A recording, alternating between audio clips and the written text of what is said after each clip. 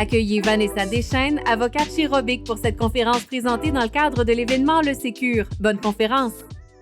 Bonjour. Tout d'abord, je tiens à remercier les organisateurs du Sécure 2021 de me recevoir aujourd'hui. Donc, mon nom est Vanessa Deschaines. Je suis avocate chez Robic. Je suis leader de la pratique en protection des données, cybersécurité et vie privée. Donc, aujourd'hui, il me fait vraiment plaisir de vous parler d'un sujet que vous avez peut-être déjà entendu parler. On parle de Privacy by Design ou de vie privée dès la conception, si on y va avec la traduction française. Mais avant d'entrer dans le vif du sujet, j'aimerais vous faire une petite mise en situation. Donc, vous voyez à l'écran, on a une voiture. Bon, je ne suis pas la personne la plus connaisseur en voiture, mais ça me semble être une Ferrari. Donc, imaginez-vous que cette Ferrari-là, c'est le tout nouveau modèle qui est sorti. Ça vient de sortir de l'industrie. C'est neuf, c'est beau, ça sent le neuf. Puis, je vous dis que vous avez l'occasion de conduire cette Ferrari-là sur un circuit fermé. Donc, ce que ça signifie, c'est qu'il n'y a vraiment aucun risque. Il n'y a pas de limite de vitesse. Vous pouvez aller à la vitesse que vous voulez. Il fait très beau dehors, gros soleil, donc pas risque de pluie. Bref, il n'y a aucun danger. Si je vous dis que vous avez cette occasion-là et que je vous pose la question suivante, à savoir à quelle vitesse seriez-vous prêt à aller? Est-ce que ça serait à 110 km/h, à 150 km/h, à 200 km/h, 250 km/h, ou vous vous dites pas « sky is the limit », moi, je pousse la machine à fond. Donc, souvent, lorsqu'on pose cette question-là aux gens, évidemment, l'appétit au risque, la tolérance au risque va varier d'une personne à l'autre. Mais on a souvent comme réponse 150 km/h, ce qui est quand même pas si mal, ou sky is the limit. Donc, on a vraiment des gens qui se disent « Hey, moi, j'ai l'occasion d'une vie de conduire une Ferrari, j'y vais à fond ». Si maintenant je vous pose la même question, mais je vous amène certaines variantes. Donc, je vous dis que vous avez toujours cette magnifique voiture-là, mais souvenez-vous, je vous ai dit qu'elle est fraîchement sortie de l'usine de fabrication. Et donc, dans le fond, cette voiture-là, vu qu'elle est fraîchement sortie de l'usine de fabrication, elle n'a pas encore de frein et elle n'a pas encore de ceinture de sécurité. Maintenant que vous avez cette information-là et que je vous pose la même question, à quelle vitesse seriez-vous prêt à aller? Donc, est-ce que ça serait à 5 km/h, à 20 km/h, à 50 km/h, 100 km/h ou, encore une fois, pas sky is the limit, j'y vais quand même à fond. Donc, souvent, lorsque l'on pose à nouveau cette question-là avec les contraintes ou les risques additionnels, les gens vont souvent nous répondre qu'ils vont plutôt aller à 5 km/h ou à 20 km/h. Ce que j'essaie ici de vous démontrer, puis pour faire le lien vers notre sujet d'aujourd'hui, c'est que oui, comme je vous l'ai mentionné, la tolérance au risque va varier d'un individu à l'autre et donc va varier aussi d'une entreprise à l'autre. Mais c'est que notre tolérance au risque, en fait, va changer rapidement lorsqu'on va ajuster les mesures de sécurité dans une voiture, par exemple. Et puis, la perception, lorsqu'on parle de protection des renseignements personnels, de loi en matière de protection des renseignements personnels, les gens ont souvent la perception que ça devient une barrière ou que c'est des éléments bloquants pour les affaires et l'innovation. Mais moi, je vous dirais, je ne vois pas ça comme ça. C'est un peu la raison pour laquelle je vous ai donné cet exemple-là, c'est que moi, je vois ça un peu comme les freins puis la ceinture de sécurité. Dans le fond, c'est en sachant qu'on a ces éléments-là en place, donc en sachant qu'on a une ceinture de sécurité et des freins, qu'on va avoir la liberté de conduire plus vite. Donc, dans le monde des procédures, des processus d'affaires, en fait, ce qu'il faut comprendre, c'est que ce sont les mesures de sécurité que l'on met en place, les contrôles qu'on va intégrer dans le design des systèmes, dans la conception des systèmes, qui vont nous permettre ensuite d'innover puis d'avoir du succès. Donc, petite introduction pour vous parler de design, de Privacy by Design. Comme je l'ai mentionné, on entend aussi parler de vie privée dès la conception. Ce qui est intéressant du concept de Privacy by Design, c'est que peut-être vous le savez ou pas, mais c'est un concept qui n'est pas si nouveau que ça. Donc, on en entend parler, je dirais, depuis les dernières années, surtout en raison du fait, puis je vais y revenir dans quelques instants, c'est notamment un concept qui a été introduit en Europe avec le fameux RGPD, le Règlement général sur la protection des données, en 2016, lequel est entré en vigueur en 2018. Donc, dans les dernières années, on en a entendu plus parler, mais c'est un concept, en fait, qui date des années 90. Et ce qui est intéressant, c'est que non seulement c'est un concept qui date de quelques années, mais c'est un concept canadien. En fait, ce concept-là a été créé par la docteure Anne Cavoukian, qui, à l'époque, était commissaire à la protection des données en Ontario, donc Information and Privacy Commissioner of Ontario. Et qu'est-ce que c'est, en fait, le Privacy by Design? Ça s'étend, je vous dirais, à une trilogie dans ce sens où c'est un concept englobant. Donc, on va autant viser les systèmes informatiques que les pratiques commerciales au sein de notre organisation et que la conception vraiment physique de l'infrastructure de nos réseaux. Donc, c'est vraiment, ça se veut, je dirais, une vue holistique des processus à l'interne.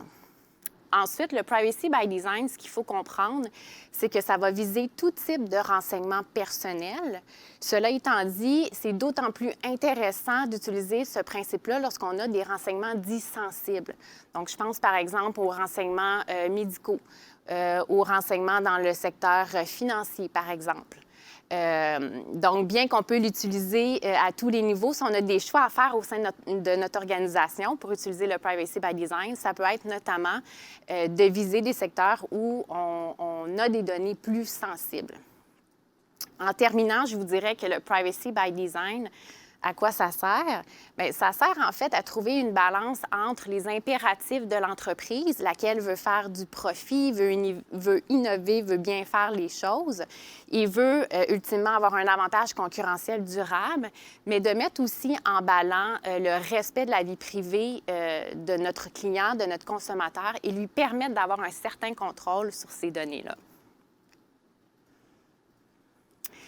Donc, pourquoi s'intéresser au Privacy by Design? J'en ai parlé un peu tout à l'heure. Une des raisons, c'est parce que ce concept-là, dans les dernières années, a été intégré dans des législations, dans de la loi, et donc ça devient en fait une obligation législative de respecter ces principes-là. Un des exemples, comme je vous l'ai mentionné, c'est l'intégration du principe dans le Règlement général sur la protection des données en Europe. Et un peu plus près de nous, en fait, vous le savez peut-être, l'automne dernier, le gouvernement du Québec a déposé le projet de loi 64, lequel va venir modifier la réglementation, la législation en matière de protection des renseignements personnels, tant dans le secteur privé que dans le secteur public. Et puis, on a justement introduit un concept, si on veut, de Privacy by Design ou de vie privée par défaut. Je vais vous lire notamment le libellé, le nouvel article 9.1 de la loi dans le secteur privé. On vient dire une personne qui exploite une entreprise et qui recueille des renseignements personnels en offrant un produit ou un service technologique doit s'assurer que par défaut, les paramètres de ce produit ou de ce service assurent le plus haut niveau de confidentialité sans aucune intervention de la personne concernée. Donc, c'est un exemple concret, si on veut, de l'introduction de ce principe-là dans la loi. Il reste à voir si ça sera effectivement accepté comme ça, mais tout porte à croire que le Québec ira de l'avant, notamment avec l'adoption de cet nouvel article-là. Pourquoi aussi on s'intéresse au Privacy by Design? Bien, vous allez le voir dans quelques instants lorsque je vais vous parler des principes. C'est notamment parce qu'on veut prévenir au lieu de guérir.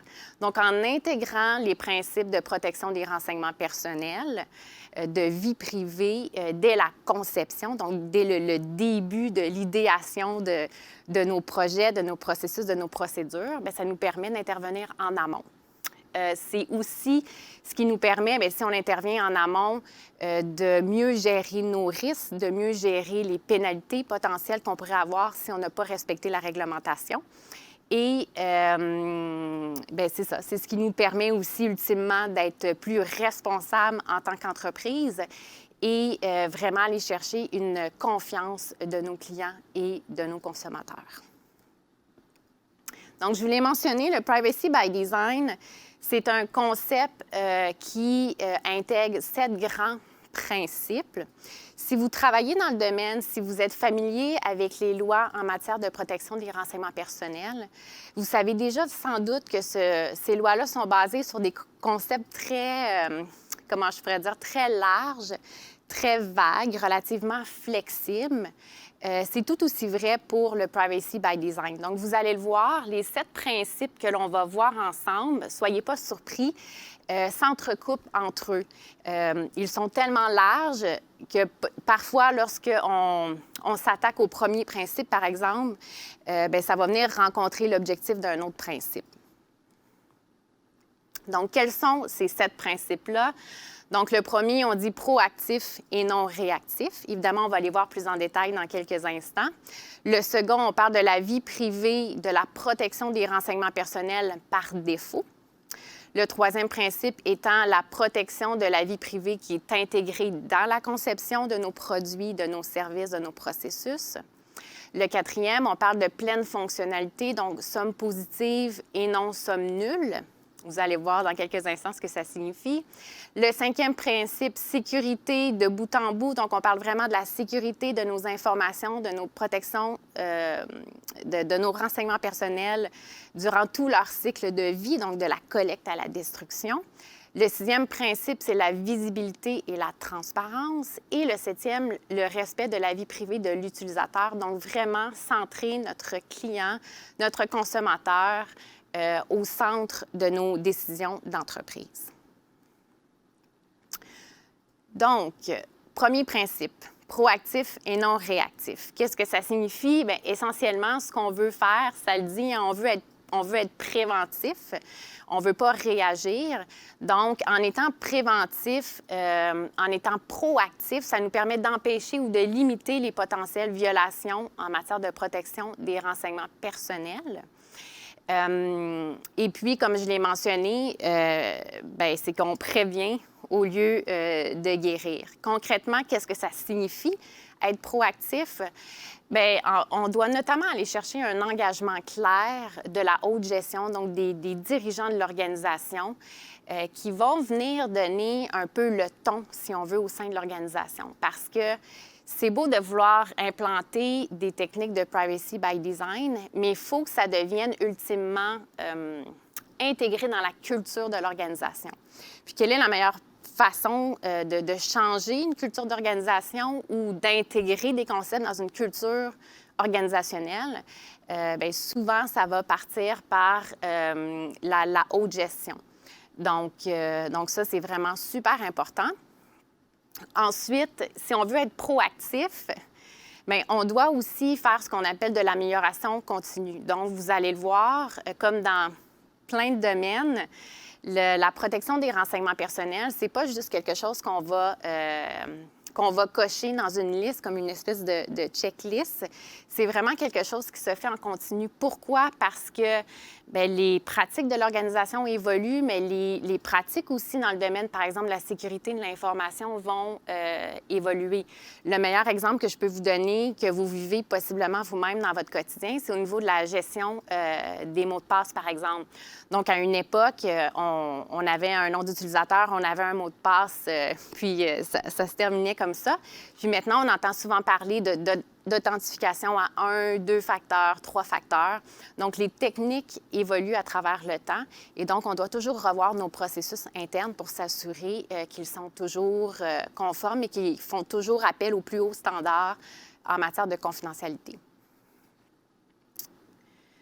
Deuxième principe, donc la vie privée ou la protection des renseignements personnels par défaut.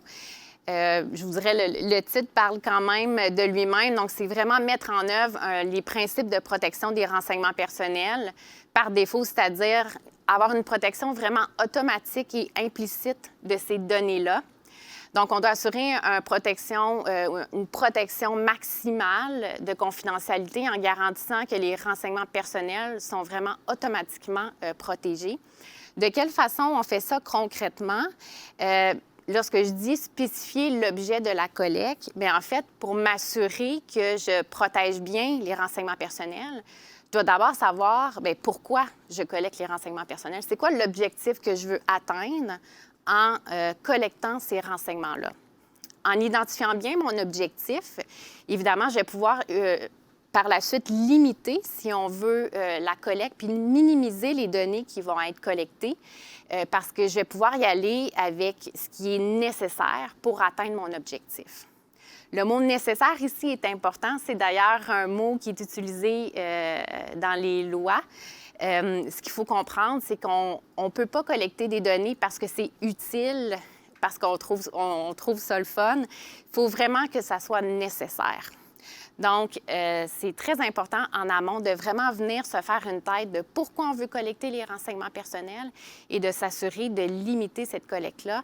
C'est d'autant plus vrai parce que souvent, les entreprises vont me dire « Ah, bien Vanessa, moi, je veux collecter le plus de données parce que, par exemple, je veux développer un modèle d'intelligence artificielle. Donc, plus j'ai de données, mieux je me porte. » Mais il faut quand même bien réfléchir parce que c'est pas toujours vrai. Hein? Souvenons-nous que plus de données ne veut pas nécessairement dire des données de qualité. Donc, ça, c'est la première chose. Puis, en tant qu'organisation, plus on a de données, plus, en fait, on se met à risque parce que s'il y a une cyberattaque, par exemple, si on se fait voler nos données, bien, plus on a de données, plus, plus on est mal pris lorsque toutes ces données-là sont volées, malheureusement. Donc, il faut aussi se mettre dans l'autre sens et se dire, OK, comme organisation, je dois aussi bien gérer mes risques et limiter cette collecte-là des données, mais me permet justement de gérer adéquatement mes risques. Donc, le troisième concept, le concept de la protection de la vie privée intégrée dans la conception. Donc, comme je vous l'ai dit, hein, parfois, les principes paraissent redondants, mais encore là, c'est vraiment dès qu'on va concevoir un produit, un service, c'est vraiment d'avoir en tête les droits de nos clients, de nos consommateurs, de penser au respect de leurs renseignements personnels, respect de leur vie privée. Donc, c'est vraiment une approche holistique. Puis, pour pouvoir concevoir, en fait, des produits en ayant ça en tête, c'est vraiment important d'avoir tous les joueurs au sein de l'organisation. Donc, un élément qu'on voit parfois sur le terrain, c'est que les équipes, par exemple, de technologie de l'information, donc pensons à nos architectes, par exemple, d'entreprise, donc ceux qui conçoivent les systèmes, les développeurs et tout ça, parfois vont peut-être être plus proches de nos conseillers en sécurité de l'information, ce qui est bien. Mais il nous manque une vision d'autres acteurs. Donc, ça, vos équipes du juridique ou même peut-être le marketing qui veut éventuellement utiliser le produit ou le service pour faire de la promotion, etc. Donc, c'est vraiment important pour pouvoir intégrer ces principes-là dans la conception, d'avoir tous les bons joueurs autour de la table pour vraiment avoir une bonne vision de là où on veut aller et de vraiment bien anticiper. Quatrième principe, donc la pleine fonctionnalité, on dit somme positive et non somme nulle. Qu'est-ce que ça signifie? Bien, le concept de privacy by design, en fait, cherche vraiment à concilier tous les intérêts, tous les objectifs des parties. Comme je vous l'ai dit, on veut mettre tout le monde autour de la table. Mais ce que la docteure Anne Cavoukian tente beaucoup de véhiculer, c'est que, en tout cas, selon elle, il y a une fausse perception de penser parce qu'on va intégrer des concepts de protection des renseignements personnels, des principes de vie privée, ça se fait au détriment, par exemple, de l'innovation ou ça se fait au détriment de l'expérience client.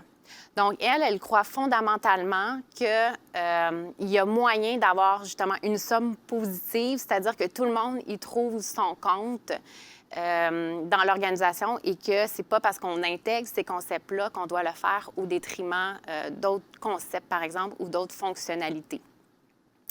Donc, je vais y revenir dans quelques instants. Il y a quand même quelques critiques par rapport à ça, mais ça reste que, selon elle, tout est possible.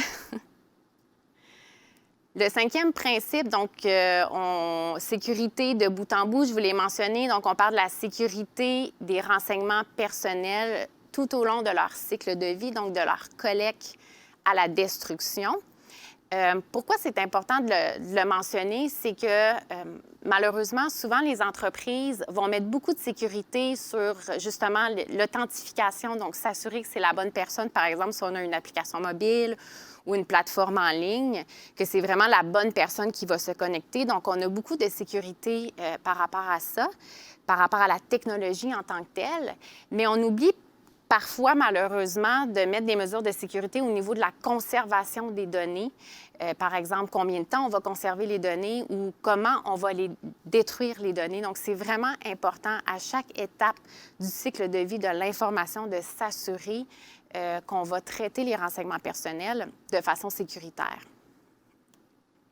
Le 6e principe, visibilité et transparence, un principe que vous connaissez possiblement déjà. C'est des principes qui font partie aussi des lois en matière de protection des renseignements personnels. En tant qu'entreprise, on a une obligation d'informer nos clients, d'informer nos consommateurs de pourquoi on collecte les renseignements personnels, comment on collecte les renseignements personnels. Donc, on va souvent retrouver ça dans les fameuses politiques de confidentialité, politiques de vie privée qu'on va trouver, par exemple, sur un site Web, qu'on peut trouver dans notre application mobile. Donc, c'est vraiment important d'être transparent, de donner cette information-là à nos clients, à nos consommateurs. Et c'est aussi important, outre l'information qui est accessible, qui est visible, le mot visibilité vient aussi dire que cette information-là, elle doit être facilement accessible. Une façon de faire ça, par exemple, ça peut être d'avoir des pop-up. Donc, pour les gens qui utilisent peut-être les Apple, donc avec iOS, on voit récemment qu'on a de plus en plus de pop-up, donc de messages qui nous avisent que l'application, par exemple, va collecter telle ou telle donnée. Il nous demande notre autorisation. Donc, c'est une façon justement d'être visible, d'être transparent.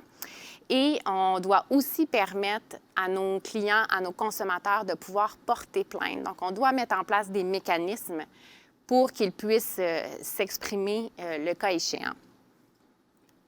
Dernier principe. Donc, le respect de la vie privée de l'utilisateur, rester centré sur l'utilisateur. Je pense que ça parle en soi, en lisant, on comprend ce que ça veut dire, mais c'est vraiment, encore une fois, comme je l'ai mentionné, de prendre en compte la protection de la vie privée des internautes, des consommateurs, des clients, dès la conception des systèmes. Malheureusement, parfois, on va penser, puis c'est correct, on va penser aux impératifs financiers de l'entreprise. Donc, on va vouloir mettre en place un nouveau produit, une nouvelle technologie pour être à l'avant-garde en tant qu'organisation ou parce que c'est ce que nos clients, nos consommateurs nous ont demandé. Mais on doit quand même aussi penser à protéger leurs renseignements personnels. Et puis, on le voit de plus en plus lorsqu'il y a des sondages qui sont faits. Les gens veulent, oui, avoir une expérience client. C'est super important pour eux, mais ils veulent aussi que leurs renseignements personnels soient protégés. Donc, on doit, encore une fois, vraiment avoir en tête ces éléments-là et mettre notre consommateur au centre de nos décisions, de notre design, mais pas simplement d'un point de vue expérience client, mais aussi d'un point de vue protection des renseignements personnels. Donc, voilà. Donc, ça, c'était les beaux grands principes théoriques, vous me direz. Mais qu'est-ce qu'il y en est dans la pratique? Puis, vous allez voir dans quelques instants, bien que ce sont des beaux concepts auxquels j'adhère moi-même, la réalité, c'est que dans la pratique, c'est un peu plus complexe, c'est un peu plus difficile d'application. C'est probablement la raison pour laquelle, si vous vous souvenez, au début de la présentation, je vous ai dit que c'était un concept qui n'était pas si jeune que ça, qui datait des années 90. Donc, c'est possiblement la raison pour laquelle, 30 quelques années plus tard, on commence à peine à en parler, c'est parce que c'est pas si simple d'application. Donc, dans les faits, qu'est-ce que je veux vous dire par rapport à ça? Pourquoi c'est pas si simple d'application? Que ce soit pour le Privacy by Design ou pour les aspects qui touchent la protection des renseignements personnels, il faut comprendre que c'est souvent plus complexe qu'il ne paraît.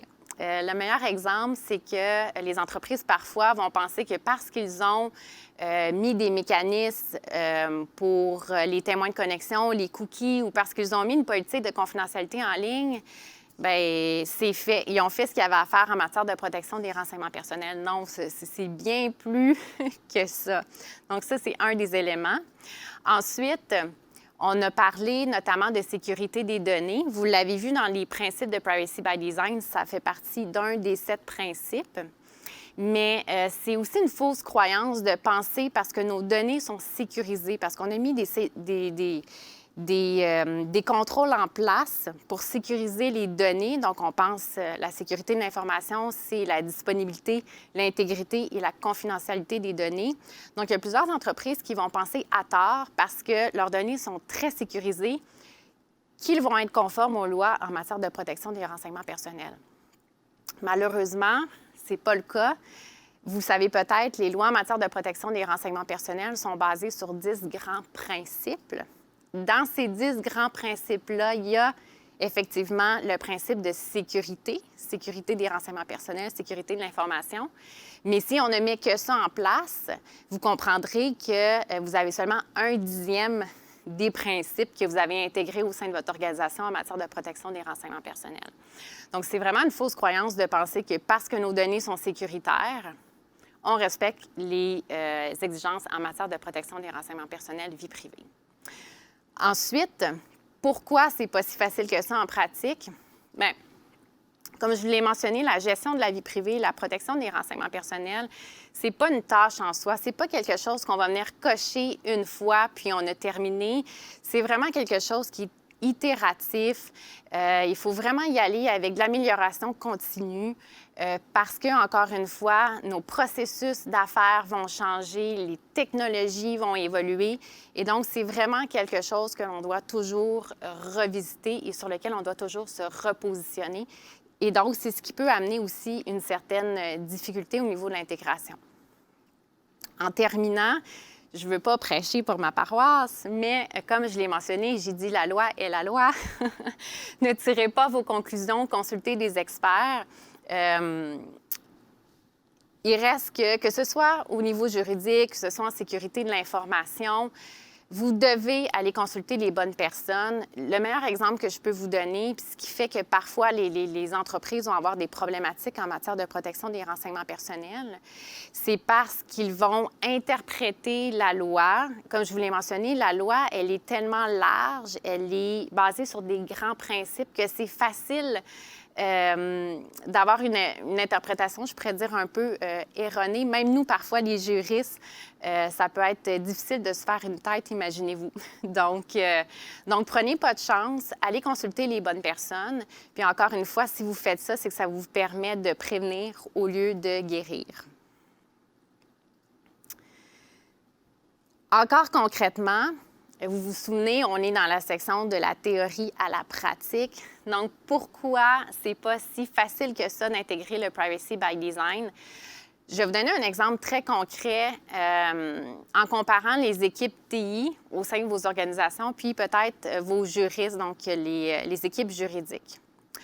Donc, le Privacy by Design, pourquoi c'est pas plus répandu? Je me suis posé la question et dans mon propre brainstorm, je me suis dit, bien, il y a possiblement ce cas-là. Ce cas-là étant, vous devez développer un nouveau produit, une nouvelle technologie, mettre en place une infrastructure de réseau.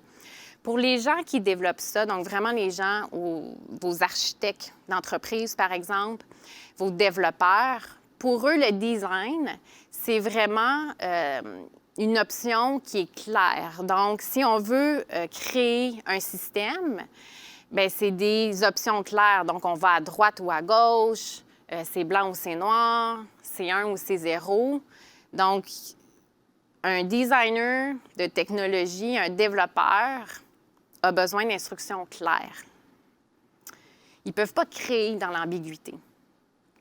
Par contre, nous, les juristes ou avocats, ou en fait les gens au sein de votre organisation qui doivent notamment interpréter les lois, comme je vous l'ai mentionné, les lois en matière de protection des renseignements personnels, C'est des lois qui sont basées sur des principes très parapluies, des principes qui sont flexibles, qui sont parfois ambigus, où il y a beaucoup de zones grises. Puis, je vais vous donner des exemples. Dans la loi, on va retrouver des libellés du genre les attentes raisonnables de l'individu. Mais la loi ne définit pas c'est quoi une attente raisonnable pour un individu. Et vous comprendrez d'une personne à l'autre, peut-être que mes attentes à moi versus les attentes de mon voisin ne seront pas nécessairement les mêmes. La même chose, on va utiliser des mots comme délai raisonnable. Encore une fois, qu'est-ce qui est un délai raisonnable pour moi, puis qu'est-ce qui est un délai raisonnable pour mon voisin? Ou un autre exemple, la sensibilité des données. On le voit notamment au niveau générationnel. Certaines données pour une génération peut-être plus âgée peut sembler plus sensible que pour les générations plus jeunes. Donc, là, on se retrouve avec, par exemple, des gens qui doivent interpréter la loi, qui sont dans des concepts très flous, très zone grise, et qui doivent donner des instructions, notamment à des gens qui sont dans le design, qui, eux, ont besoin d'explications claires.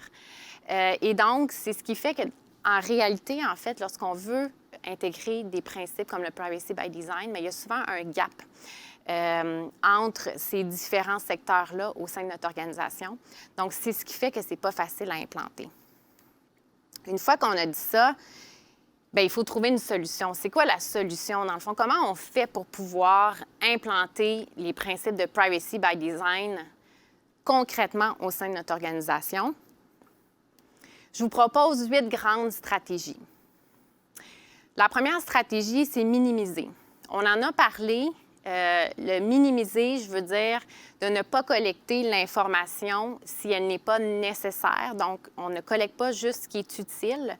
Donc, ça va nous aider à faire en sorte qu'on intègre le concept de privacy by design. J'aime bien en anglais, on utilise la phrase « select before you collect ». Je trouve qu'il parle d'elle-même.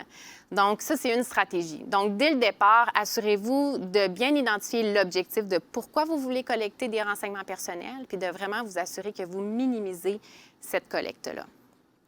Le deuxième principe ou la deuxième stratégie que je pourrais vous suggérer, bon, j'ai mis cacher, là. Cacher n'est peut-être pas le meilleur terme, mais ce que je veux dire par là fait notamment référence pour les gens peut-être qui travaillent en sécurité de l'information au droit d'accès, aux besoins de savoir. Donc, on veut s'assurer que nos systèmes informatiques vont permettre de gérer les accès selon le besoin de savoir de notre employé, par exemple. Donc, je vais donner un exemple concret.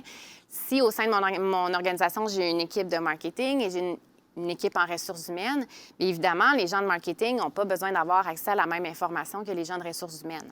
Donc, ça semble simple, mais il y a quand même un exercice. Il faut réfléchir à ça au sein de notre organisation pour nous assurer qu'on a bien ciblé qui doit avoir accès à quoi.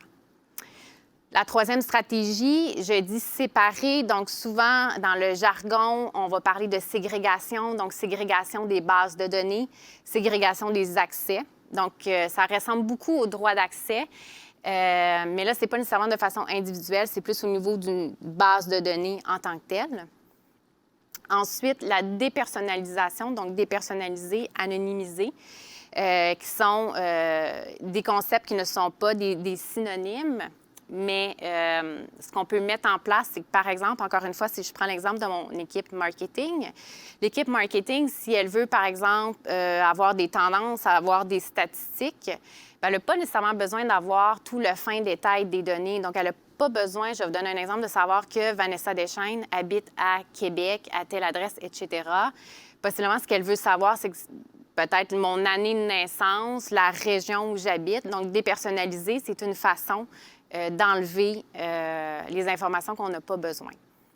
Informer, je vous l'ai dit, donc, soyez transparent avec vos clients, avec vos consommateurs sur les choix qu'ils ont, sur vos pratiques en matière de protection des renseignements personnels. Donc, souvent, on fait ça via nos politiques de confidentialité, via peut-être des guides, donc de l'information qu'on rend disponible et accessible. Une autre stratégie, j'ai dit donner le contrôle. Ce que je veux dire par là, c'est vraiment donner le contrôle à vos clients, donner le contrôle à vos consommateurs. Donc, on le voit à l'heure actuelle, les exemples, c'est la gestion des témoins de connexion en ligne. Donc, vous l'avez peut-être vu récemment, C'est notamment en raison d'une nouvelle législation en Europe, mais à l'heure actuelle, on peut, en tant que consommateur, venir décider si on accepte les témoins de connexion qui vont être nécessaires, les témoins de connexion pour l'analytique, etc. Donc ça, c'est un bon exemple où on donne le contrôle vraiment au client, au consommateur. Cadre de contrôle, bien évidemment, c'est de mettre en place des mesures de contrôle de conformité au sein de notre organisation. Donc, c'est de structurer nos processus, structurer nos procédures à l'interne.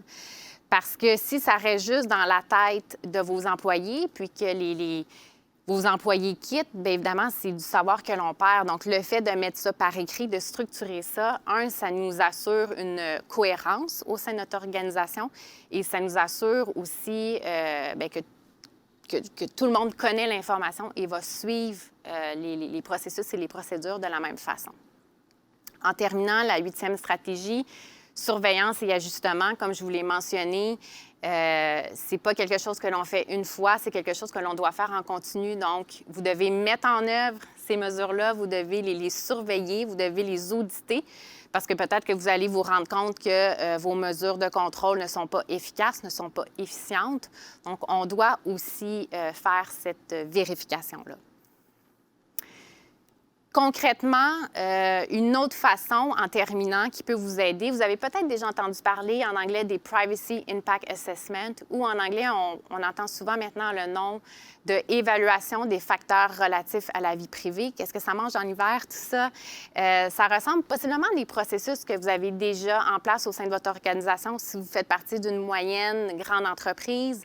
Parfois, c'est intégré dans les secteurs de gestion des risques, dans les secteurs de sécurité de l'information. Donc, c'est vraiment d'avoir une espèce de document, un questionnaire où, en amont, encore une fois, dès qu'on part un projet, un nouveau produit, on va venir évaluer, en fait, quels sont les risques en matière de protection des renseignements personnels. Donc, on va poser des questions précises pour être capable de cibler nos risques puis de réagir rapidement puis de réajuster le tir. Donc, lorsqu'on intègre ça dès le début dans notre processus de gestion de projet, par exemple, bien, ça nous permet encore là facilement d'intégrer les concepts de vie privée dès la conception. On ne le dira jamais assez. Une autre façon, évidemment, c'est de former vos employés, de sensibiliser les employés. Encore là, si vous avez des belles procédures en place, mais que aucun de vos employés les connaissent ou qui ne savent pas comment y accéder, bien, ça ne sert pas à grand-chose. Donc, c'est vraiment important de faire aussi ces efforts-là de sensibilisation, de formation. Puis, encore une fois, pas juste faire ça une fois. Le cerveau, de la manière qu'il fonctionne, a besoin de se faire répéter les choses. Donc, c'est la même chose pour la formation de vos employés en matière de protection des renseignements personnels. Ils ont besoin de se faire rappeler les grands principes. Et, comme je vous l'ai dit, on en a parlé, la surveillance, évaluer, faire des audits. Et puis, en fait, en conclusion de tout ça, ce que j'aimerais vous dire, puis j'espère du moins que c'est ce que j'ai pu vous transmettre, c'est que la vie privée, la protection des renseignements personnels, ça peut se faire tout en étant innovant. Donc, on peut dire vie privée et innovation. On n'est pas obligé de dire vie privée ou innovation.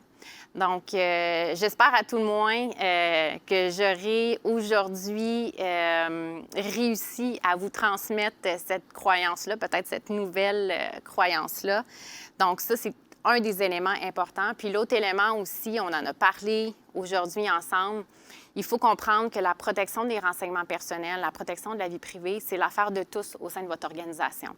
Donc, tous les secteurs, que ce soit ceux qui développent vos infrastructures, vos développeurs, que ce soit vos gens en sécurité de l'information, que ce soit vos équipes de marketing, vos équipes de ressources humaines, tout le monde doit être au courant des concepts, au courant des principes, parce que si certains secteurs implémentent, respectent ces principes-là, mais que d'autres secteurs ne le font pas, bien, en bout de ligne, ça s'annule. Donc, c'est vraiment important que tout le monde se sent impliqué. Puis, en terminant, des petites statistiques que je trouve quand même intéressantes parce que, encore une fois, souvenez-vous, Au début de la présentation, je vous ai dit qu'on voyait souvent la protection des renseignements personnels comme une barrière à l'innovation, hein, comme quelque chose qui est un bloquant. Et souvent, ce qu'on se fait demander, c'est OK, c'est bien beau, je vais mettre en place des mesures, des procédures et tout ça, mais c'est quoi mon retour sur investissement, moi, comme entreprise? Et depuis les dernières années, il y a notamment Cisco qui a commencé à aller chercher des données à cet égard-là. Puis c'est un peu ce que je voulais vous partager en conclusion. Donc, on voit ici, c'est le Chief Privacy Officer, donc le chef de la protection des renseignements personnels de Cisco, qui nous dit, vous m'excuserez, mais la citation, elle est en anglais, donc on dit « Privacy is a business imperative and ethical responsibility, not just a compliance requirement ». Donc encore là, on voit bien le fait qu'il ne faut pas voir ça comme une case à cocher, mais c'est vraiment comme un impératif d'affaires. Puis, au niveau des retours sur investissement, voyez-vous, ici, on a une statistique qui dit que 97 des compagnies qui ont mis en place des mesures, justement, pour respecter la vie privée, pour respecter la protection des renseignements personnels de leurs clients, de leurs consommateurs, ont vu un retour sur investissement, ont vu que ça leur a permis d'avoir un avantage concurrentiel. Et encore une fois, vous avez ici des statistiques au niveau mondial, donc je pense que ça parle de soi-même. Alors, voilà. Écoutez, si vous avez des questions, dans les prochaines minutes, on va pouvoir y répondre, mais ça arrive parfois qu'on a des questions par après parce qu'on a, on a digéré tout ça. Donc, n'hésitez pas à m'écrire. Vous avez mon adresse courriel ici, deschaines@robic.com. Ça va me faire plaisir que ce soit pour le Privacy by Design ou pour d'autres questions en matière de cybersécurité, protection des renseignements personnels. N'hésitez pas, ça va me faire plaisir. Merci à tout le monde. Puis, je vous invite à me poser des questions dans le chat, le cas échéant. Ça va me faire plaisir d'y répondre.